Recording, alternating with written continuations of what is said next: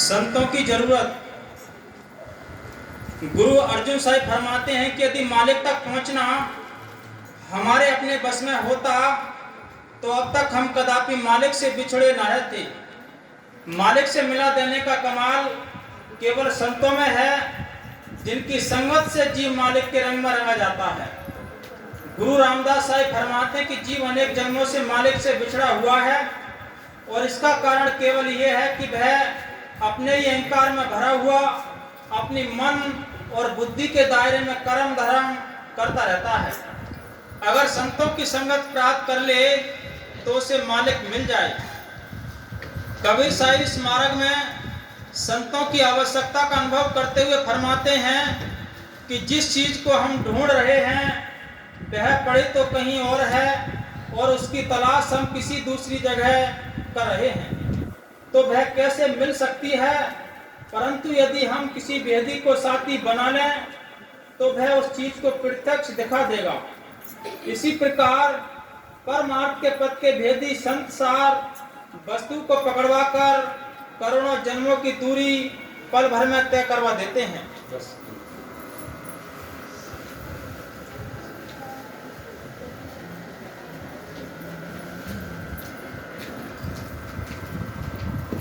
काल जीवों को वापिस अपने देश जाने नहीं देता।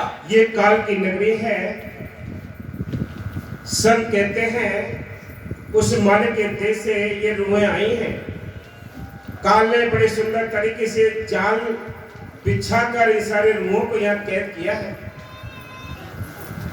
इधर दयाल अपने रूहों को निकालने की कोशिश करता है, इधर काल इन रूहों को इस जाल में फंसाने की कोशिश करता है। ये समझ लो, अनेक रूप धारता है ताकि कोई जीव परमार्थ में लग ना सके, परमार्थ कर ना सके। लेकिन जिन पर मेहर होती है, जिन पर कृपा होती है उस मालिक की, वो इस देश से अपने देश पहुंच जाते हैं। मुक्ति का रास्ता मिल जाता है, अपना घर मिल जाता है। हाँ जी, ये देश काल के अधीन है। ये देश काल के अधीन है। यहाँ का जो मालिक है वो किसी को निकलने नहीं देता। उसने सारे ऐसे पहरेदार लगाए हैं कि वो पल पल पे इस आत्मा की ओर अपनी नजर रखते हैं, निकलने नहीं देते। हाँ जी, वह किसी जीव को इससे बाहर निकलने नहीं देना चाहता, क्योंकि जीवों के बिना उसके देश की रौनक खत्म होती है। आश्रम में ये कुटिया है, यहाँ हम सब ना हो तो यहाँ रौनक नहीं होगी। इसी प्रकार ये इस देश में अगर यहाँ जीव ना हो तो इस देश की भी रौनक नहीं होगी। ये रौनक है तो रूहों से है। संत कहते हैं, बाबा फकीर साहब जी कहते हैं कि वो एक एक रूह के लिए पूरी लड़ाई लड़ता है। अगर नाम के लिए भी लाइन में लगा होता है, वहां से भी निकाल लेता है कि चलो अगले महीने ले लेंगे। बोलो, ये तुम्हें पता भी नहीं पड़ेगा वो किधर साइड से घुस गया, किसके अंदर घुसकर तुम्हारे लिए गुमराह कर दिया। हाँ जी, इससे बाहर निकलने नहीं देना चाहता, क्योंकि जीवों के बिना उसके देश की रौनक खत्म होती है। इसलिए जो जीव अपनी आजादी चाहता है और अपने देश को वापस जाना चाहता है, उसको तरह तरह के दुख देता है। यहाँ तक कि जो फकीर मालिक कुल या सच्चे राम की तरफ से जीवों को लेने आते हैं, उनके रास्ते में सैकड़ों रुकावटें डालता है। उनके रास्ते में भी सैकड़ों रुकावटें डालता है। सच्चे फकीरों के हालत को देखो, कैसे कैसे काल ने उनके लिए तनाइयां दी हैं, कैसे दुख दिए हैं, लेकिन फिर भी उन्होंने सत्यता नहीं छोड़ी। इसलिए संत कहते हैं वो मालिक आप ही निकालने का बंदोबस्त भी करता है और फंसाए भी आप ही है। हाँ जी, इतिहास से प्रकट है कि गुरु अर्जुन साहिब जी को गरम कड़ाहों में बैठा कर ऊपर गरम रेत डलवाई। गुरु तेग बहादुर साहिब को शीश देना पड़ा, समस्त अवरेज की खाल उतार दी, मंसूर को सूली पर चढ़ाया गया। ये उदाहरण है, इतिहास के गवाहियां हैं ये। हाँ जी, काल और तो कुछ नहीं कर सकता, केवल चोला उसका माल है। जो फकीर लोग उससे उधार लेकर आते हैं उसके उतारने तक जाता है, बल्कि उनको अपने देश में आने ही नहीं देना चाहता। कबीर साहिब जब उसके देश में आए तो उनके साथ बड़ा झगड़ा किया, जिसका वर्णन उन्होंने अपनी किताब अनुराग सागर में किया है।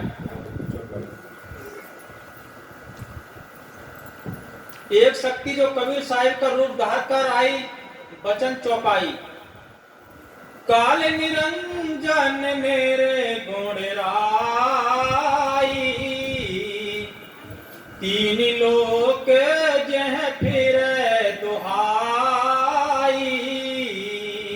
काल एक बहुत बड़ी शक्ति है जो दुहाई देता घूमता है, सोचता है कोई रुए ना निकले। बाबा मस्तानी जी ने अपने एक वचन में लिखा है कि डेरे को खड़ा करना है, इस सत्य को खड़ा करना है।